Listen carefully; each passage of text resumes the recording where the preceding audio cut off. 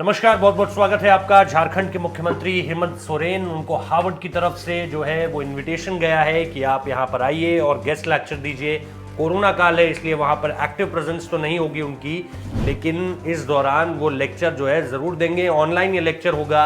इस लेक्चर में वो क्या कहते हैं और किस तरह की बातें करते हैं, इसको तो पूरी दुनिया सुनना ही चाहती है, लेकिन इस दौरान उनकी पढ़ाई क्या है इसको भी लोग जानना चाहते हैं, क्योंकि हार्वर्ड से उन्होंने किस तरह की पढ़ाई की। हालांकि इंजीनियरिंग की पढ़ाई है, लेकिन जो 2000 पहले के चुनाव में उन्होंने अपने जो हलफनामे फिल किए हैं उनमें सिर्फ उन्होंने अपनी शैक्षिक योग्यता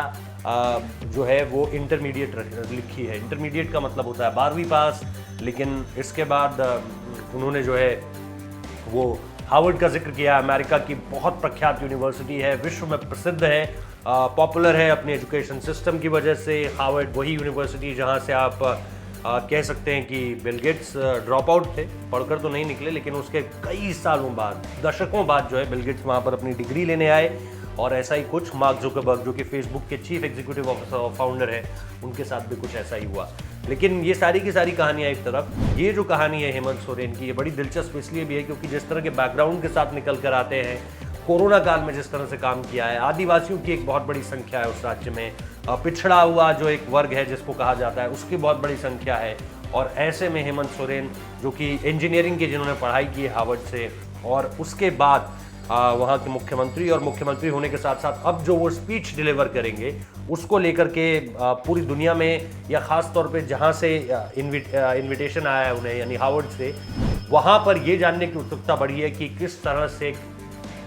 ऐसे राज्य का मुख्यमंत्री जो है वो इतने सारे चैलेंजेस के बीच, और ख़ास तौर पे कोरोना काल में, क्योंकि आदिवासियों की संख्या की अगर आप बात करें तो फिर वहाँ पर जो लिटरेसी रेट है वो भी एक चैलेंज रहता है। और अगर आप लिटरेट नहीं हैं तो फिर आप कैसे समझेंगे जो भी कुछ टीवी में बताया जा रहा है, क्योंकि टीवी की भाषा एक पढ़े लिखे इंसान के लिए तो बहुत आसान हो सकती है, लेकिन अगर आप किसी अनपढ़ के सामने क्वारंटीन जैसे शब्दों का प्रयोग करते हैं, या सैनिटाइजर का प्रयोग करते हैं, या आप कहते हैं आइसोलेशन, तो इसका क्या मतलब होता है, या आप उनको किसी भी तरह से बहुत आसान भाषा में भी समझाने की कोशिश करेंगे, तो भी जब तक कोई लिटरेसी रेट नहीं है वहाँ पर, तो फिर वो किस तरह से समझेगा कि आप क्या कहना चाह रहे हैं। ऐसे में अगर झारखंड की स्थिति इस वक्त पे पूरे देश में जो है वो उतनी ज़्यादा बिगड़ी भी नहीं है, तो ये हेमंत सोरेन सरकार की कामयाबियों में ही गिना जाएगा।